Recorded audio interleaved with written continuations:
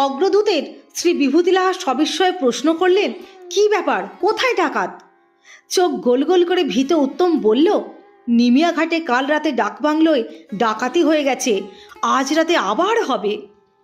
বিভূতিলাহা বললেন, আজ রাতে আবার ডাকাতি হবে তুমি জানলে কি করে? উত্তম বলল, চৌকিদার বললে, সত্যি সত্যি দেখলাম বাইরে অন্ধকারে ছায়ামূর্তি ঘুরছে, সব ফিসফাস করছে, সাহস করলাম না, গুটিয়ে বাটিয়ে সোজা চলে এসেছি। আমি তাকিয়ে দেখলাম, চোখ গোল গোল করে উত্তম যত হাতমানারি কথা বলছে, গৌরী তত নির্বিকাশ ভাবলেশীন মুখে মোচড় মোচড় পান চিবিয়ে যাচ্ছে। বিভূতিলাহা বললেন, যা হোক, আমাদের ঘরটাতে বরং তোমরা।